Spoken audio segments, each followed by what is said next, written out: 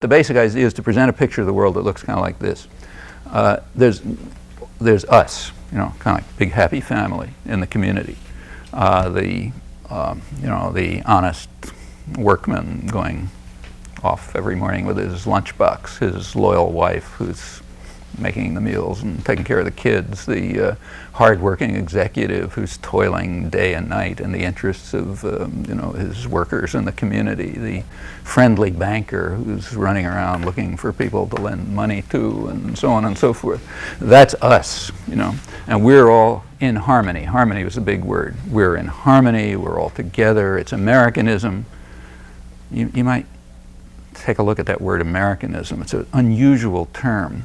It's the kind of term that you only find in totalitarian societies, as far as I know. So like in the Soviet Union, anti-Sovietism was considered the gravest of all crimes, and the Brazilian generals had some concept like that, anti-Brazilian. But try, say, publishing a book on anti-Italianism and see what happens in the streets of Rome or Milan. I mean, people won't even bother laughing. It's a ludicrous idea. The idea of Italianism or Norwayism or something like that, these would just be objects of ridicule in societies that have some kind of residue of a democratic culture inside people's heads. I don't mean in the formal systems.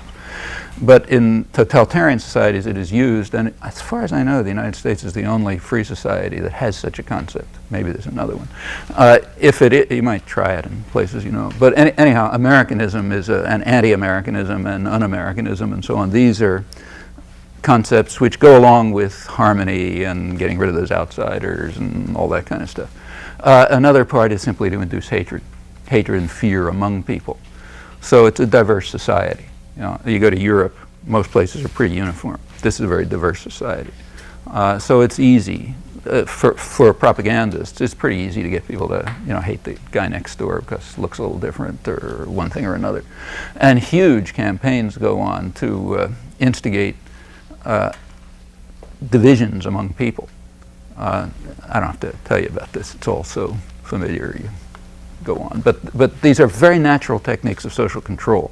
Now, if you can't control people by force, you have to control their minds, you have to control their attitudes, you have to exactly